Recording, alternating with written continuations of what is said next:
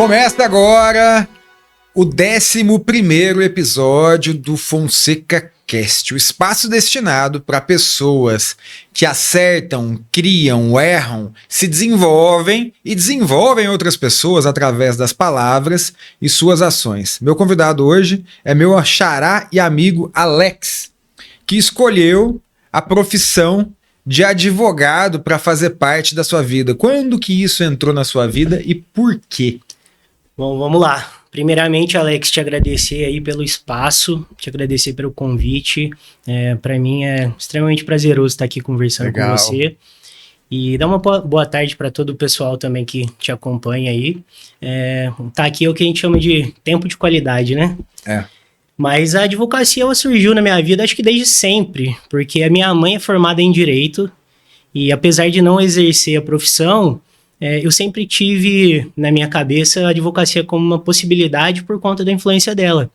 Então ela gostava bastante da área, depois acabou optando por outros caminhos e isso ficou na minha cabeça até aí mais ou menos o ensino médio. Depois no colégio eu percebi que eu gostava um pouco mais da área de humanas, né? Então tinha uma proximidade aí com história, sociologia, filosofia, gostava bastante de ler também. Então o direito acabou sendo para mim a única opção aí de curso para fazer. Eu nunca cogitei fazer outra coisa. Nunca cogitou fazer outra coisa? Nunca. Para falar que não, acho que quando eu era mais novo eu já quis fazer economia, mas sem chance. Não... Mais novo com que idade? Por volta dos meus 10, 11 anos ali, eu comecei a vislumbrar uma possibilidade. Eu sempre pensei... 10, 11 anos? Com 10, 11 anos você pensava no que você faria depois de adulto? Pensava. Minha mãe fala que eu fui uma criança um pouco precoce. Então eu tinha pensamentos assim, um pouco além da idade, né, do que eu deveria ter. Então eu já gostava de ler bastante, estudava um pouco, e na minha cabeça a economia era uma coisa legal. Mas aí depois, quando eu comecei a entender um pouco mais, isso caiu por terra e o direito ficou como única opção. Sempre que eu sento para conversar com você, eu tenho a impressão que você tem uma visão muito crítica, analítica e racional da realidade. Por que isso? Acho que pela minha formação, Alex. Você acha que tem a ver apenas com a formação? Acho que a maior influência talvez tenha sido a minha formação e a minha formação um pouco autodidata, não só a formação formal, né? Mas acho que um pouco das minhas leituras desde sempre, um pouco a formação que eu tive no colégio, acho que eu tive uma base muito forte de colégio, então eu tive professores que me influenciavam bastante, a ter pensamento crítico, né? Eu tive um professor de ensino médio, até o nome dele é Rangel, e um outro também chamado Antônio, que foram pessoas muito importantes na minha vida e que eles ensinavam a gente buscar o conhecimento através de um pensamento crítico. Então, toda vez que a gente tinha um questionamento, eles devolviam com outro questionamento, até a gente voltar na base da ideia e constituir tudo do zero. Então, eu acho que essa formação formal e as minhas leituras já desde sempre fizeram com que eu tivesse um pouco essa visão de mundo. E eu acabei que até antes de entrar na faculdade, eu tinha bastante base teórica de algumas coisas, né? Eu tinha leituras um pouco no campo da filosofia, uma coisa que eu abandonei com o tempo, mas eu gostava muito dessa área. Então eu acho que a minha visão de mundo foi muito pautada por isso. Você falou que é autodidata, né? Então vamos tirar o direito do cenário e traz para mim o que você aprendeu sendo autodidata, que faz parte da sua característica de personalidade hoje. Eu acho que a questão da formação do pensamento crítico, que foi através das minhas leituras de filosofia, sociologia, o colégio que eu estudava tinha matérias de filosofia e sociologia, então quando eu comecei a ter contato com aquilo, eu parti para buscar leituras por conta própria, né? Então eu fui provocado pelas aulas, né, pelo professor, mas depois disso eu comecei uma formação autodidata, não que o meu aprendizado tenha sido todo autodidata, muito pelo contrário, mas talvez essas coisas que não partiram para minha formação profissional e que vieram anteriormente, elas tenham sido um aprendizado aí meio sozinho. Então eu acho que esse é o principal traço hoje da minha personalidade, né? Eu tentar sempre racionalizar as coisas, ter o pensamento crítico, tentar não reproduzir ideias por ideologias, né? Hoje eu acho que a gente está num período de polarização em que as pessoas acabam reproduzindo ideias só por fazer parte daquele espectro político, ideológico que elas defendem e não racionalizam aquela ideia. Então acho que hoje esse é o principal característica assim, da minha personalidade. Eu sempre tento buscar uma reflexão para ver se aquilo faz sentido a despeito de estar mais ou menos dentro das minhas ideias, né? E reproduzir ideias não é uma coisa autoral, né? Reproduzir ideias é repetir o que se está vendo e ouvindo. Exatamente. Não é algo da pessoa. E falta muito na população hoje em dia esse pensamento crítico, né? E para você que desenvolveu isso com naturalidade na vida, como você visualiza um caminho para que as pessoas desenvolvam esse pensamento crítico, ao invés de ficarem apegadas a certezas que não são delas? Alex, eu acho que a única possibilidade que a gente tem de mudar esse jogo é pela educação de base. Então eu não acredito em mudança da população, de uma cultura, senão pela educação de base. Então acho que a gente precisa começar um projeto de longuíssimo prazo de criação de políticas públicas para fortalecimento da educação de base. Acho que parte tudo daí. A partir do momento que você tem na educação formal, né, no colégio, o ensino ao pensamento crítico, instigar a formar raciocínio, fazer sinapses ali, né, por conta própria, eu acho que a gente cria pessoas, cidadãos com um pensamento independente, né? Acho um dos grandes problemas que a gente tem hoje é realmente isso. Hoje, num Brasil extremamente polarizado que a gente vive, o que eu vejo muito até dentro do meu ambiente de convivência são pessoas que repetem conceitos, nomenclaturas, mas não discutem ideias. E a falta de discussão de ideias, eu acho que vem justamente por conta disso, porque não se consegue chegar num raciocínio para ter aquele pensamento construído do zero, né? Então, acho que educação de base é a chave de tudo, é o que falta no Brasil. Você falou sobre virar esse jogo. De que jogo você está falando, Alex? Da educação. Acho que a gente tem uma história que não favoreceu a formação do povo brasileiro. Acho que, culturalmente falando, a nossa educação ela é muito fraca. Sempre foi. Nunca foi uma coisa que interessasse a quem estava no poder, né? Quanto mais você tem o povo mais ignorante, melhor é para o status quo, né? Para se manter a estrutura que se tem hoje. Então, eu acho que nunca vai ser interessante para quem está no poder mudar isso. E a população menos crítica significa uma prevalência do poder, né? Então, acho que seja isso. A mudança de jogo que eu falo é a questão da educação. Acho que o Brasil precisa disso para se tornar um país mais forte. E essa educação de base começaria nas escolas? Eu acho que a educação, a gente tem a educação de dentro de casa e a educação de base. Só que a de dentro de casa vem de onde? Porque de dentro de casa, ó, vamos desenhar uma família comum. Pais comuns. A educação de base deles veio do passado. Sim. Esse passado vem do contexto de sociedade e do núcleo familiar. Sim. Como mudar isso? Eu acho que essa não se muda, né? Ela só muda através de você. Então você pode começar uma nova história sendo a base da tua família, né? Mas exige consciência do que se vive. Tem gente que não tem. Exatamente. E aí entra a educação formal, que é a base que eu tô falando. Então eu acho que a gente... começaria na formal. Começaria da formal. E ela só começaria a mudar através da gente, né? Eu não tenho como mudar mais o que meus pais e meus avós já são, né? Isso é uma coisa que já é. Não tem como mudar. Então essa educação de casa realmente não tem como. A gente precisaria de uma mudança de paradigma mesmo na educação formal, né? E investimento desde cedo. Eu acho que os profissionais de educação hoje são pouquíssimos valorizados no Brasil, né?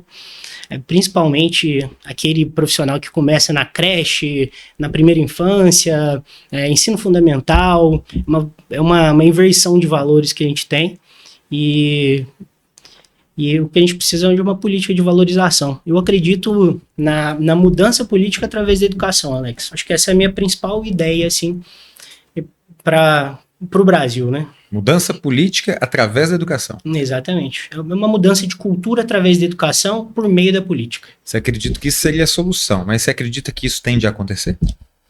No mundo de hoje? Porque eu não estou depreciando o mundo de hoje, não. Eu falo no sentido até positivo, porque tem informação que jamais chegaria nas pessoas e hoje são acessíveis. Sim. Então, no seu ponto de vista, isso tende a acontecer? Alex, eu sou um pouco descrente quanto a isso num curto médio prazo. Né? Eu sou. E eu acho que como isso é uma coisa de longo prazo, eu acho difícil que aconteça. Talvez a gente tenha algumas reformas estruturais no país que permitam que daqui para frente a gente consiga trabalhar isso por um longo prazo. Mas eu acho que a própria estrutura política, ela dificulta a implementação desse tipo de medida, né? Se a gente pensa hoje, como é que se dá a estrutura no mundo inteiro, basicamente, com exceções de alguns países que não tem uma democracia indireta ou direta. A gente tem um projeto político que é de 4 anos, né? A cada 4 anos a gente tem uma ruptura de um projeto político ou uma continuidade, mas pode durar no máximo 8 anos.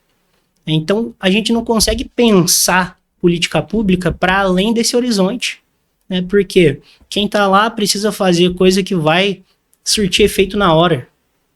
Então, como é que faz? Como é que faz? Eu quero começar uma política pública que vai dar efeito daqui 30, 40 anos. Eu acho que isso é pouco provável por conta dessa estrutura. Pouco tempo, né? Pouco tempo e não se dá continuidade, mas de que outra forma isso deveria acontecer? Porque aqui é a dita democracia.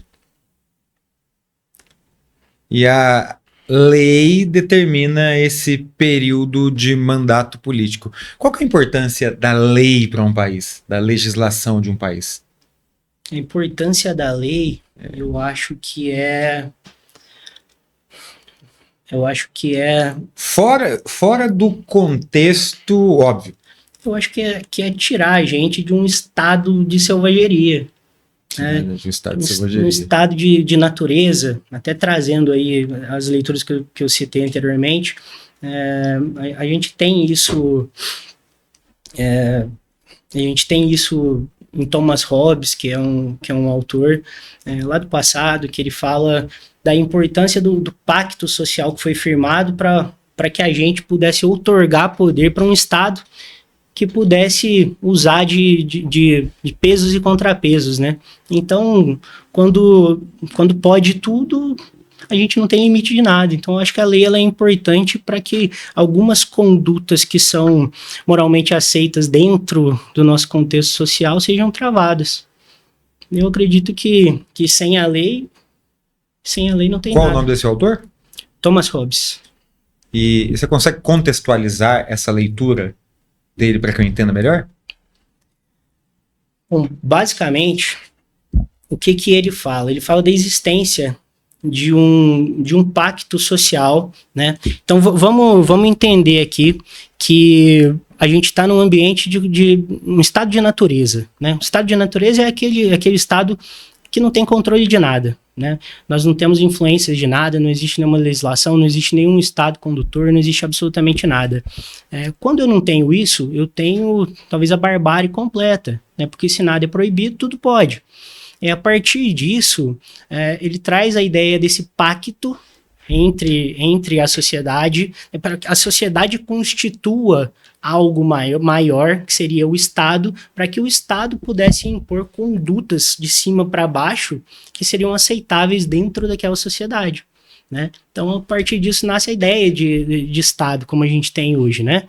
O Estado ele precisa ser de cima para baixo para que se tenha respeito a alguma coisa, né? Então, o surgimento das leis vem a partir desse conceito. Acho que mais ou menos isso. Tá. Aí criou-se o Estado para trazer a ordem. Exato. Só que o mesmo Estado que é responsável para trazer a ordem é o que, de certa forma, causa a desordem e é o responsável pela falta da educação de base. Uhum. Tem alguma coisa errada. Tem alguma coisa errada, com certeza. Eu acho que a gente precisou fazer isso, mas a partir do momento que a gente entra dentro de um cenário, começam a surgir os problemas daquele cenário. E isso está acho que em todo tipo de coisa, desde a formação do Estado, até a formação das democracias. Tem uma frase que eu li há muitos anos atrás que fala: bom, a democracia é o melhor dentre os piores modelos. Então, assim, até a própria democracia tem problemas. Então, todo tipo de estrutura vai ter problemas, né? Mas aí o problema do Estado brasileiro talvez venha desde o surgimento, né? Nós fomos um país colônia por tanto tempo, um país que aboliu a escravidão de uma forma super tardia, né? Então, um dos últimos a abolir a escravidão, então, no século XIX. Então, eu não sei te falar o porquê desse problema todo, isso ainda não foi tema de um estudo aprofundado, mas realmente existe essa questão, né? O Estado que salva, ele também cria desordem e cria todo caos. Você acredita que a democracia dos modelos de gestão é o melhor dos piores? Eu acho que é talvez o mais justo dentre todos os piores. É o mais justo, né? Você diz que é o mais justo em função do poder de escolha? É porque é a política da maioria. A política da maioria. Nem sempre isso é a melhor forma, né, de fazer, mas e o mesmo motivo de ser o mais justo também é o de ser mais injusto. Porque se a gente tem 50 milhões de pessoas pensando de um jeito, 49,99 milhões de pessoas pensando de outro jeito, existe, mas não existe justiça, né? Mas eu até hoje não conheci nenhum outro modelo que seja melhor, mais justo. Você acha que numa gestão tão complexa, baseado no que a gente está falando, o que seria melhor? A maioria escolher um governante ou pessoas capacitadas escolherem um governante realmente capaz? Mas quem decide quem é capaz ou não? Foda, né? Então, né, é o próprio Estado que vai decidir quem é capaz ou não. Quais são os critérios para avaliar a capacidade? Eu acredito no critério técnico, acredito muito. Acho que existem funções aqui no país que tinham que ser submetidas a um critério técnico mais rigoroso, né?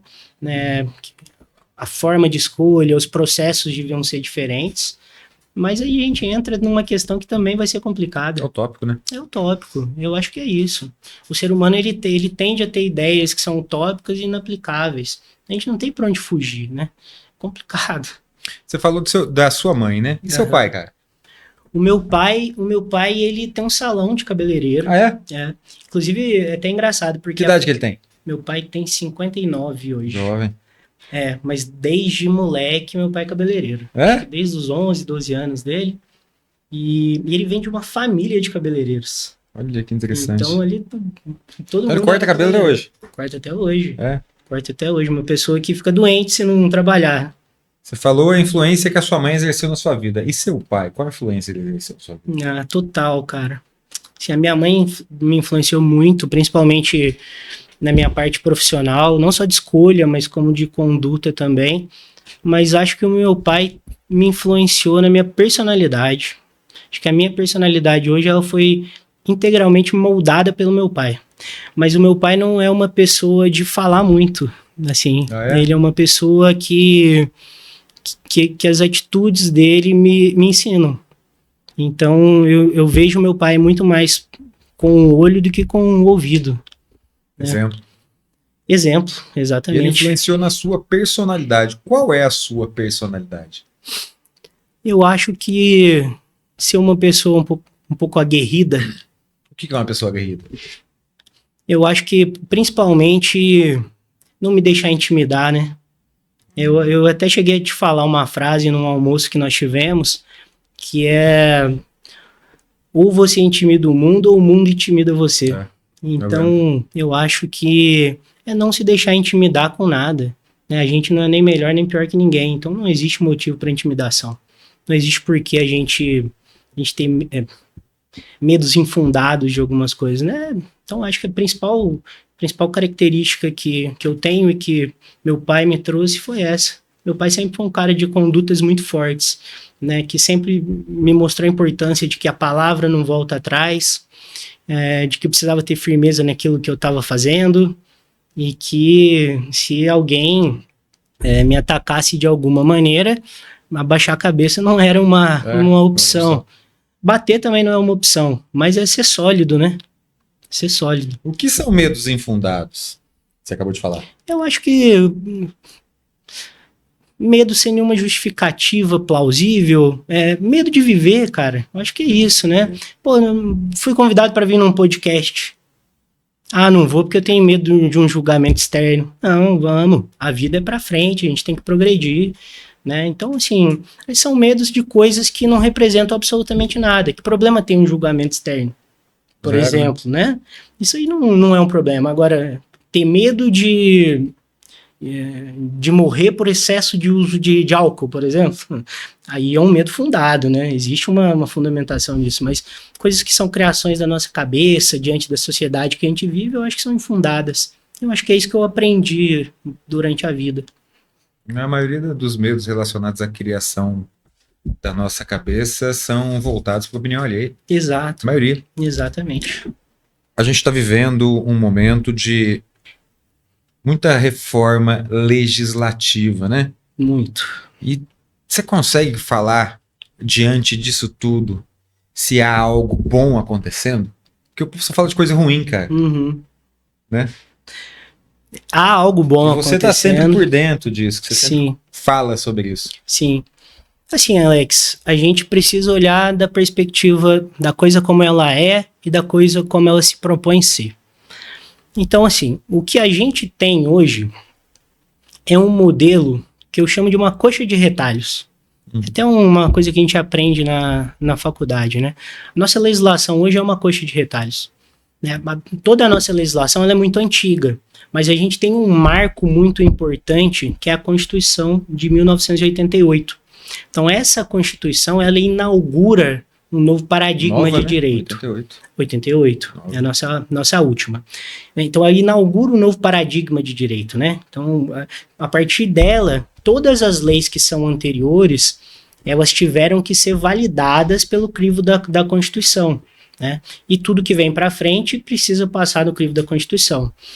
Mas de 88 para cá, o nosso sistema jurídico ele vem corrigindo rotas pelo nosso modelo jurídico. A gente tem um modelo jurídico hoje que é de positivação. Né? O que é a positivação? O positivismo é basicamente colocar em lei escrita tudo aquilo que é importante, teoricamente, para a sociedade. Né? É uma cultura de direito que é diferente de outros países, como Estados Unidos, Inglaterra, lá é um outro viés. E ela se transformou numa coxa de retalhos porque cada hora o legislador vem com uma coisa. Então a gente aumenta o campo de análise jurídica ao infinito.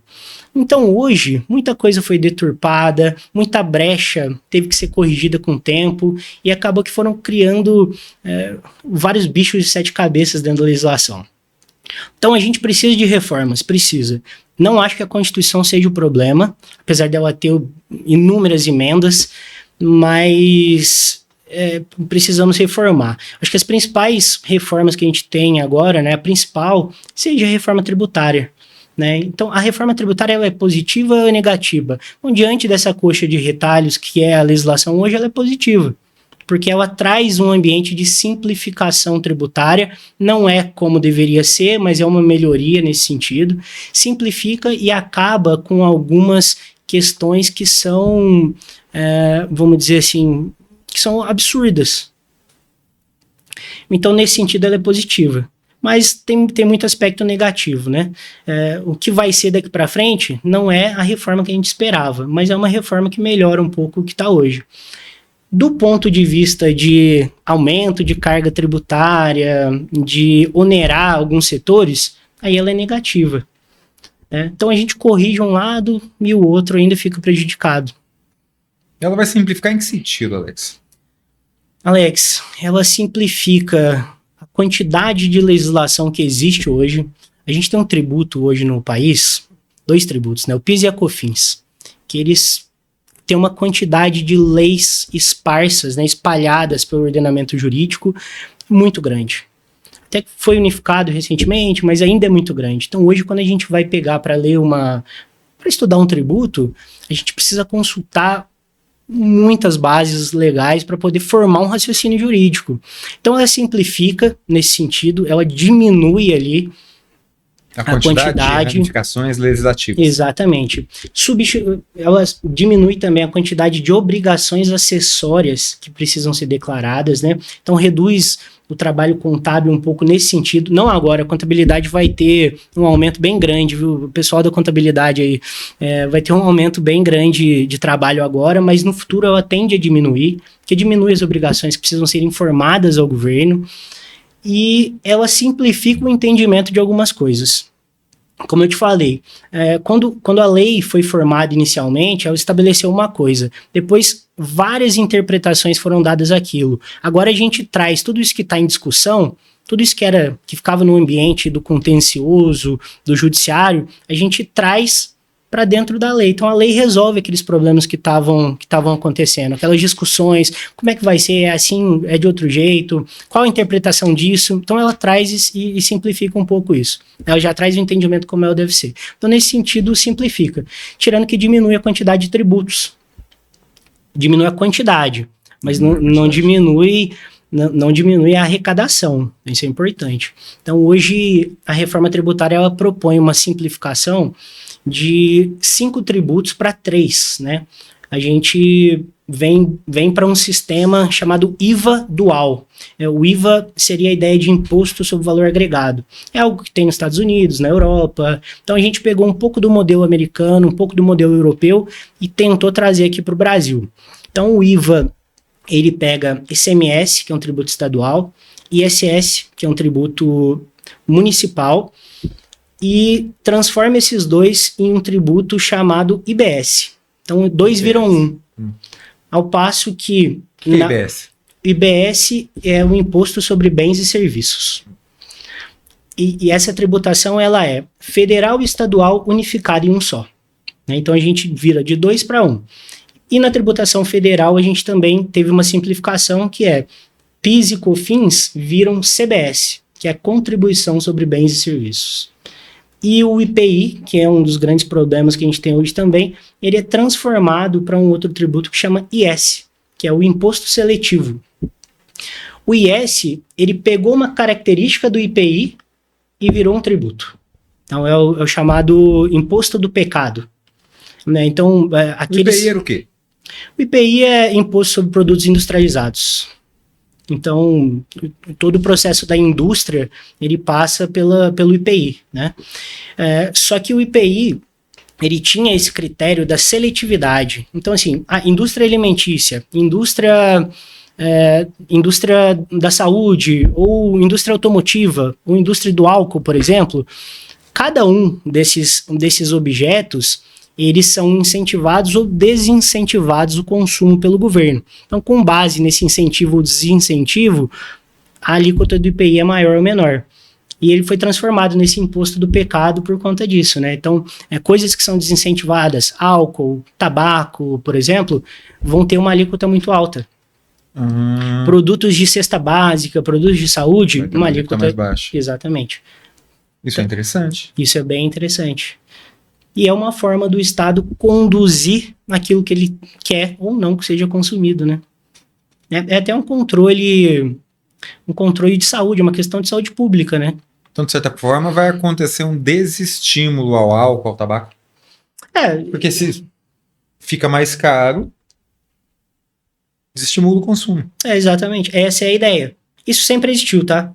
Isso só foi recortado para ser transformado em um tributo, né? Que vão mudar algumas coisas, mas basicamente a ideia sempre foi essa. né? E esse desestímulo é a grande Muita ideia. lei, meu Deus do céu. Como que se dá a criação e a aprovação de uma lei? No contexto inicial ao final. Quando fala assim, agora é lei. Então, a lei, ela se dá hoje no âmbito do legislativo, né? A função primária do legislativo... Isso é interessante, tá, Alex? Até vou alongar esse tema. Por favor. A gente tem 3 poderes no Brasil: executivo, legislativo e judiciário. Cada um desses 3 poderes tem poderes típicos e atípicos. E a gente está num momento hoje do Brasil que se fala muito da atuação do judiciário, né? Então a gente tem um holofote voltado lá para o STF, porque fala que o STF está legislando, ou que ele está atuando de maneira que não deveria. Então a função típica de cada poder, ela está estabelecida. O legislativo é fazer lei, mas ele pode atuar como um poder judiciário. Por exemplo, o impeachment. O impeachment é julgado dentro do poder legislativo, Congresso e Senado. Da mesma forma o judiciário. Mas aí voltando a isso. Então hoje surge dentro do contexto do legislativo, alguém vai propor um projeto de lei, aquele projeto de lei ele vai ser avaliado por uma Câmara de Constitucionalidade e Justiça para ver se a lei está adequada ao paradigma constitucional. Ela precisa estar adequada. Eu não posso propor um projeto de lei que foge. O que é uma Câmara de Constitucionalidade e Justiça? É basicamente um conjunto de pessoas que vão verificar se aquela lei que está sendo proposta, ela pode ir para frente ou não com base na Constituição. Entendeu? Então passa-se por uma avaliação prévia para que aquilo prossiga para uma votação. Baseado na Constituição de 88. Exatamente. A Constituição de 88 ela é a base de tudo, né? Ela é o que joga luz para todo o nosso ordenamento jurídico. Então imagina o ordenamento jurídico como uma pirâmide. O topo da pirâmide ele é a Constituição. E a partir da Constituição derivam-se todas as outras leis. Leis complementares, ordinárias, todas as outras leis. Então passa primeiro pela essa CCJ, né, esse que eu acabei de explicar, e depois vai para aprovação de Câmara e Senado. Aprovados, aí o projeto de lei ele ganha status de lei e passa a integrar o ordenamento jurídico. Você estava explicando o contexto geral quando eu te interrompi perguntando. Você disse que ia se estender. Sobre o que você ia falar? É isso? Do que eu estava falando? Desculpa. Já não lembro. Quando eu te perguntei como que funcionava para uma lei ser criada até a aprovação dela. Você estava explicando a respeito dos 3 poderes. Sim. Eu só quis dar esse recorte para poder falar, né? Que a lei ela é feita dentro do ambiente legislativo porque é a função primária dele. A principal função de Congresso e Senado é legislar. Mas eles têm outras funções também, né? Daí eu ampliei isso depois para explicar do judiciário também, essa questão que está em voga hoje em pauta no Brasil. Isso que eu queria que você explicasse. Do judiciário? Que está em evidência. Perfeito, então vamos lá. Que está sendo julgado pela população, digamos Exatamente. Alex, há 10 anos atrás você já tinha ouvido falar de algum ministro do Supremo? Não. Não, né? E por que será que isso está acontecendo agora, né? Tem sido jogado muita luz numa coisa que chama ativismo judiciário. Que é basicamente assim, o poder judiciário, via de regra, ele precisa ser provocado por uma parte para que ele possa agir. A função do judiciário é esperar e daí depois julgar. Só que o judiciário ele tem tomado várias iniciativas, né, dentro desse ativismo, ele tem sido mais ativo e feito coisas que não são da função primordial deles, que é julgar. Então, eu acho que isso também é um debate que está no Brasil, que é o problema do ativismo do judiciário.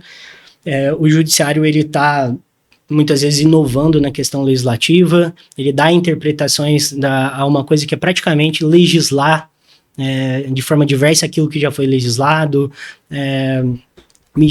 medidas de condução de investigação. Então, hoje, o que está sendo debatido deveria ser assim ou não? Isso é uma tendência no mundo. O ativismo judiciário é uma coisa que vem acontecendo há muito tempo. Então, hoje, as pessoas estão debatendo. É uma tendência no mundo? É uma tendência. É uma coisa que está sendo debatida agora, mas que no meu primeiro ano de faculdade eu enfrentei esse tema. Então, é uma coisa muito antiga, que as pessoas estão descobrindo agora. Só que antes ninguém assistia ao Supremo. Hoje o pessoal para dentro de casa para assistir sessão do Supremo. Não tinha evidência. Exatamente. Que gera um outro problema também, né? Porque são matérias extremamente técnicas e que as pessoas de todos os espectros possíveis opinam sobre sem nenhum embasamento e cria um caos estabelecido no Brasil, um caos político, né? Dentro da Constituição, o judiciário com essas ações, ele está fazendo algo errado? Difícil. Diz que a Constituição é a luz. Isso. Mas aí a gente tem um outro problema no Brasil, Alex. Vou te falar uma outra frase. O Supremo Tribunal Federal erra? Erra, mas ele erra por último. Então não tem ninguém para dizer que é inconstitucional ou não. Entendeu? Uma coisa é um juiz de primeiro grau ou segundo grau errar numa decisão, ou dar uma decisão equivocada. Ele vai ter normalmente o Tribunal Superior para poder corrigir aquilo.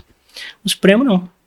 Então o Supremo ele erra por último. Então o Supremo faz alguma coisa de errado, de equivocado, aí vai depender da avaliação de cada um. A gente tem linhas de juristas que falam que sim, linhas de juristas que defendem a atuação como é. E aí, cara, é difícil a gente entrar nesse tema. Eu acho que o ativismo judiciário hoje é um problema. Acho que foram feitas conduções erradas nos últimos tempos, tá? Mas nem tudo que se apresenta como um problema e que sai na mídia que é um caos ou um erro, realmente é. Então vai da interpretação de cada um. Acho que é um problema, mas nem tudo tá errado. Então, mas uma decisão jurídica, ela é interpretativa ou ela é exata? É totalmente interpretativa? Interpretativa. Totalmente interpretativa. O juiz, ele vai avaliar com base em critérios subjetivos. Subjetivos, total. Ok. Mas ele vai ter a luz da lei. Mas aí entra um outro aspecto. Por que você precisa de um advogado para poder interpretar alguma coisa para você? Você não sabe ler? Por que eu preciso de um advogado para interpretar algo para mim? Porque existem várias fontes de direito, Alex. As pessoas só enxergam a lei. Então a lei, ela é a fonte mais conhecida de direito. Fonte de direito é aquilo que gera o direito. Então a lei é óbvio. Mas se fosse só ler a lei, claro, tava fácil. A lei ela é objetiva, né? A lei ela é objetiva. É um mandamento objetivo. Mas a gente tem, além da lei, a doutrina, né, que é a criação de teses da própria comunidade jurídica, através dos doutrinadores. A gente tem a jurisprudência, que são entendimentos que formam um entendimento acerca de uma situação específica. E a gente tem, além disso, acho que basicamente doutrina e jurisprudência e os princípios. Os princípios também eles são fundamentais, mas é difícil explicar princípio para quem não é do direito. Mas assim, o princípio ele é o que norteia a razão daquela lei. Então eu não posso analisar uma lei de forma exclusiva. Eu vou ler o texto daquela lei e falar, pronto, está analisado. Não, eu preciso analisar aquilo à luz de um princípio, entendeu? Está conforme o princípio de direito nos norteia. Então existe uma coesão em todo o sistema jurídico para que uma decisão possa ser dada. O juiz ele não analisa só a lei, ele vai analisar como é que é a doutrina disso, como é que está a jurisprudência e quais são os princípios que norteiam essa lei que eu vou analisar, entendeu? Então por isso ela é subjetiva, porque não existe só a lei. Se fosse só a lei, seria absolutamente objetiva, que é uma regra, né? O princípio é a razão da lei? Exato. Podemos dizer que o princípio é a razão da lei. A lei deve seguir o princípio. Mas o que seria a razão da lei? Me explica isso que eu não entendi. Alex, a razão da lei é... Vamos o motivo dizer, que ela foi criada? Como ou se o motivo que ela está sendo inserida naquele contexto? Os dois. Os dois? Exatamente. Por isso é absolutamente subjetivo. Então a gente tem, por exemplo, vou te dar um exemplo de princípio. O princípio da da supremacia do bem público em detrimento do bem privado. Isso é um princípio constitucional. Então, por exemplo, o que esse princípio ele dá ferramentas, que são as leis, para que o Estado possa intervir numa propriedade privada, por exemplo. Desapropriação, entendeu? Então, qual que é o princípio dessa Constituição? Qual que é a ideia da Constituição? A ideia é que o bem público, ele tem uma supremacia em relação ao privado quando aquele privado não respondeu aos interesses maiores, que é o contexto social no geral. Entendeu? Os interesses maiores são determinados pelo legislador. Pelo legislador, que é eleito pelo povo. E dentro da democracia representativa que a gente tem, o legislador fala pelo povo. Então é isso. Então, trazendo esse contexto bem a grosso modo e radical, ninguém é dono de nada. É tudo do Estado. Esse imóvel aqui, por exemplo. Se tiver um interesse público... Supremo. Exatamente. Se tiver um interesse público sob a luz desse princípio, esse imóvel pode ser desapropriado. Tá? É óbvio, precisa de uma motivação. Não basta quem está no poder olhar um imóvel e falar, eu quero esse imóvel para fazer isso, desapropria. Aí é Venezuela, né? Aí são as ditaduras, né? As ditaduras fazem isso. Mas não é isso, então precisa de uma motivação. E aí, tendo a motivação, sim, pode ter a intervenção. Vamos falar da Venezuela? Esse é um tema delicado. Opinião. O que aconteceu?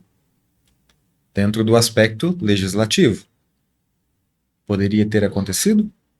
Ou não? Tem tanta gente julgando. É aquele lance que você falou a respeito das polaridades, né? Então tem de um lado pessoas condenando a ação dos Estados Unidos e tem do outro lado pessoas aplaudindo a ação dos Estados Unidos. Sim. Aí a gente retoma para minha primeira fala. Aí eu acho que a falta de pensamento crítico é que faz isso acontecer. Né? Acho que dentro de uma análise do direito internacional, obviamente não é correto. É correto um Estado intervir no outro? Pelo direito internacional, não. Você pode ter a tua convicção e achar que é justificável. Mas se é justificável, eu dou uma chancela para qualquer Estado invadir outro Estado, certo? Porque sempre será justificado. Sempre será justificado. E aí a justificativa vai de acordo com a conveniência. Então, invadiu a Venezuela, eu vou aplaudir. Vem invadir o Brasil. A justificativa vai ser criada por quem invade. Pouco importa o que a gente acha aqui ou não. Então, assim, do ponto de vista do direito internacional, não é correto. Uma invasão num Estado que tem a sua autonomia não é correto. Agora, entrar na discussão de se seria certo ou errado em detrimento do sofrimento do povo, em detrimento do regime que se estabeleceu lá, esse é um espectro que eu não entro muito.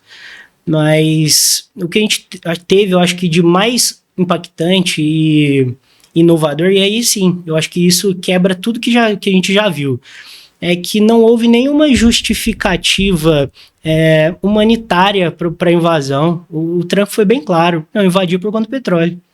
O interesse é econômico. Ponto final. Que são palavras dele. Não é que eu vou libertar o povo da Venezuela de uma ditadura. Não houve esse discurso. Não houve esse discurso. Então eu acho que o impactante foi isso. Né? Porque normalmente o discurso é diferente. O discurso político, né? O discurso político, que é o que sempre justificou as invasões, né? Era o padrão. Agora, a gente teve uma quebra desse padrão. A gente teve um manifesto interesse econômico no petróleo venezuelano para a invasão. Então, é isso. Será que foi proposital esse discurso? Porque ele poderia fazer um discurso político. Eu acho que é uma coisa, assim, não importa. Eu sou a potência, a potência aqui do Ocidente e acabou. Acho que a gente está voltando para um período ali de Guerra Fria, onde os principais atores internacionais, né, quando eu digo atores, eu quero dizer os países, eles têm uma zona de influência. Isso é uma doutrina de guerra. Então, a China domina a região dela, a Rússia domina a região dela, e os Estados Unidos dominam a América. Então, eu acho que foi muito mais um recado do que qualquer coisa. Para mim, o movimento dos Estados Unidos foi um recado. um recado para China e Rússia. Não vem aqui porque essa é a minha área de influência. Essa é a minha zona de dominância. Fiquem onde vocês estão. Então eu acho que a gente passa hoje muito por esse momento, né? Essas três potências, né? A Rússia invadiu a Ucrânia, os Estados Unidos a Venezuela e a China com uma ameaça constante de invadir Taiwan. Então a gente tem isso muito bem demarcado hoje. Marcação de território. Exatamente. Interesse econômico. Sempre. Total, né? Eu acho que é o que norteia sempre os poderes, né? Um aspecto de Estado. Porque a gente está falando de poder político. Uhum. De pessoas que foram escolhidas para estarem lá. E que, de certa forma, através do poder que nós demos, usam-no para interesse próprio. Aí, num sentido filosófico, que é algo que você gosta, essa escolha de quem deve ditar as regras sempre vai fazer com que essa pessoa seja uma ditadora, independente do regime político. De certa forma, sim. Independente, né? De ser democracia. De certa forma, sim. A gente tem isso muito bem refletido no Brasil. Se a gente pega hoje... eu costumo dizer que quem manda no Brasil hoje não é o executivo, é o legislativo. Né? O legislativo? Para mim, sim. Para mim, quem dita as regras do Brasil hoje é Congresso e Senado. Por que, Alex? Porque é de onde tudo... Não é o executivo? Não, para mim não. Pra mim deveria. Não. É óbvio que o executivo tem influência, isso é óbvio, é o representante político do país, mas para mim o legislativo é quem dita tudo. Eu acho que todas as entrelinhas do Brasil, elas acontecem dentro do poder legislativo. Então, assim, dentro disso que você falou, a gente tem hoje... Como é que deputados e senadores são eleitos? Olha, eles precisam ser financiados por alguém, né? Para fazer a campanha. Tem o dinheiro do fundo eleitoral, mas não só isso. Eles precisam de capital, além de financeiro, capital político. Né? Então, existem pessoas e segmentos de mercado que financiam aqueles legisladores para legislar em causa própria. Então, isso é evidente. O Brasil vive de lobby. Então, o lobby hoje é uma lei que beneficia um setor. O que é lobby? Lobby é uma influência, acho que uma influência em uma outra pessoa para atingir um benefício próprio, né? Então, o lobby hoje é um setor que influencia ou que elege um candidato, coloca ele num cargo de poder, que vai agir no interesse daqueles que o colocaram lá. Então o Brasil hoje é uma troca de favores. Eu acho que esse é o grande problema. Essa discussão de presidente, Lula, Bolsonaro, essa polarização, cara, isso vai ficar eternamente. O problema não é só esse. Fosse esse, tava fácil de resolver. Trocar o executivo tava fácil de resolver. O problema é que são mais de 500 cadeiras no legislativo. E ninguém fiscaliza aquele que elegeu, ninguém lembra quem votou na última eleição pro legislativo, quem se votou para deputado, quem votou para senador. Ninguém lembra, Alex. Ninguém lembra. Essa é a realidade. Então, acontece através de marketing. Né? Exato. E aí vira um terreno fértil para proliferação de coisas espúrias, né? O Brasil vive disso. É conchavo, favores políticos, lobby. Então, para mim, o grande problema do Brasil hoje está concentrado no legislativo. O que é capital político? É influência com aquela pessoa que tem o poder. Né? É o apoio? É o apoio. O apoio do poder para eleger? É o apoio. Capital político é o apoio, né? É você ter apoio daquele que tem a caneta, daquele que tem o poder, né? Então, o capital político, eu acho que é isso. Passa na sua cabeça entrar para política, Alex? Nunca. Não? Jamais. Política pública, não, né?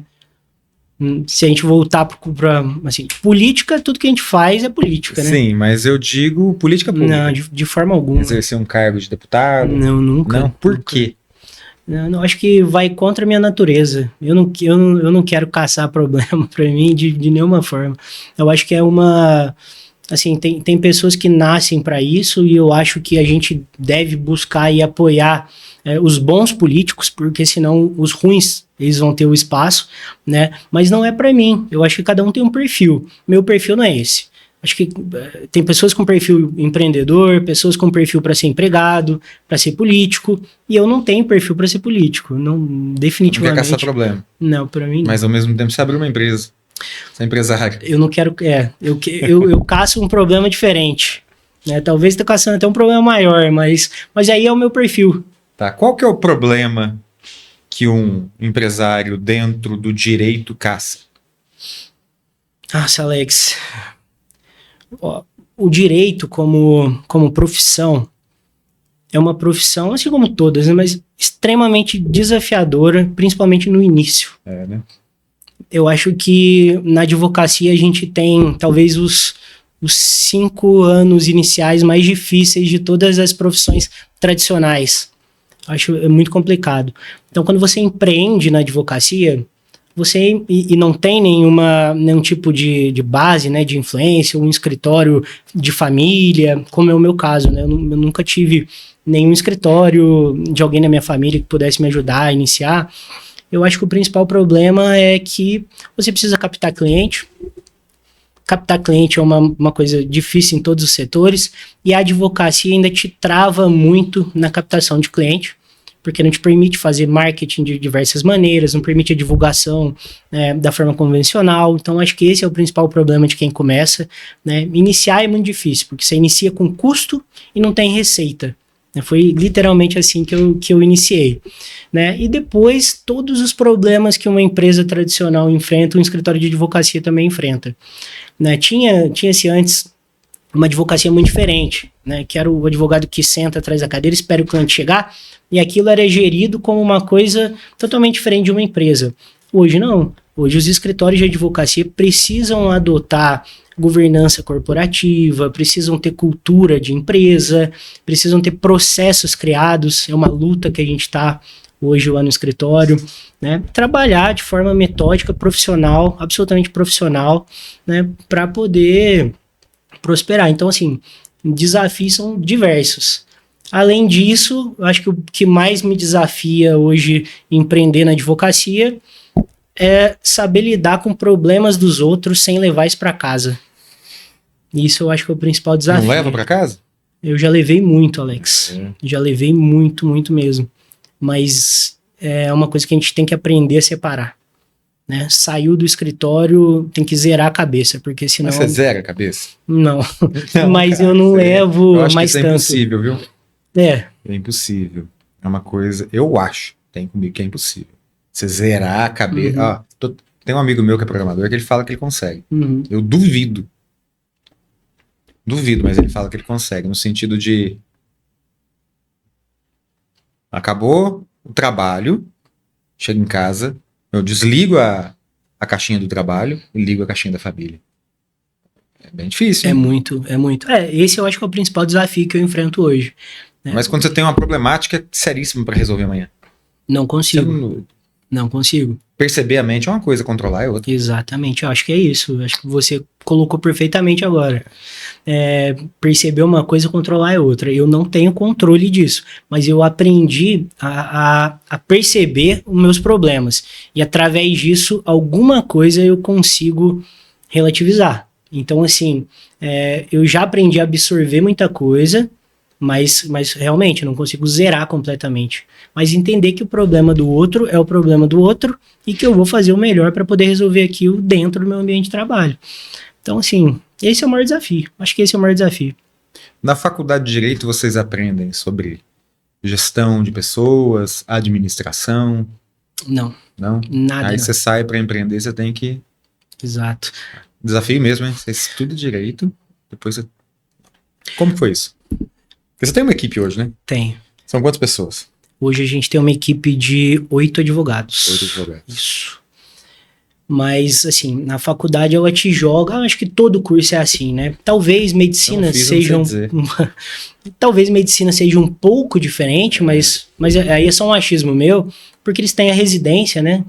Então acho que ajuda um pouco, mas a gente... no curso de Direito nós não temos noções básicas disso. Eu digo que nós não temos, às vezes, noção básica das próprias matérias de Direito que são grade curricular, né? A minha área mesmo de Direito Tributário, eu não aprendi nada na faculdade. Nada.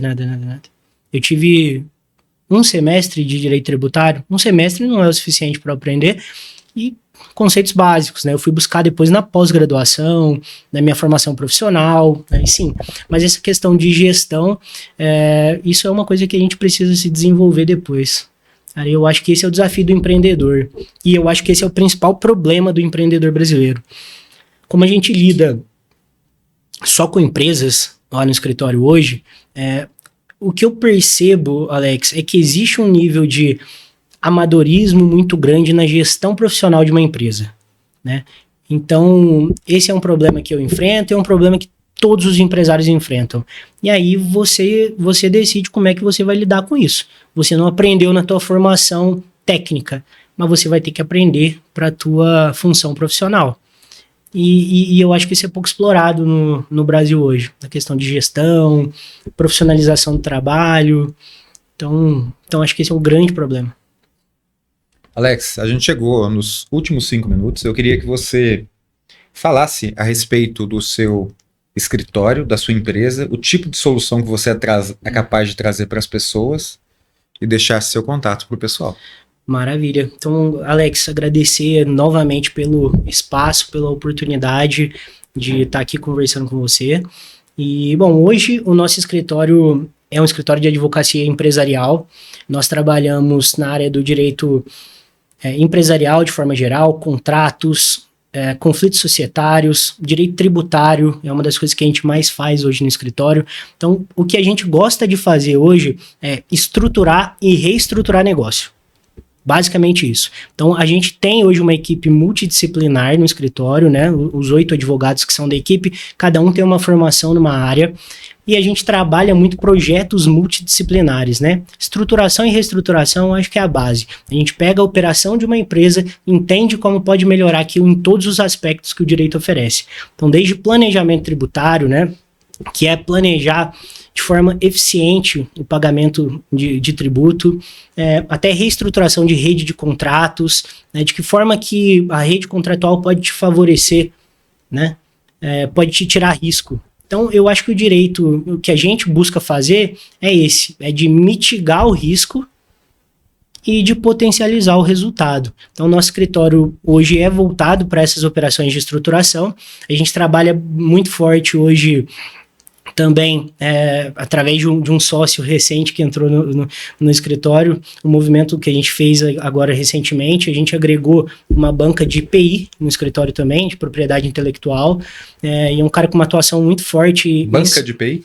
Propriedade intelectual.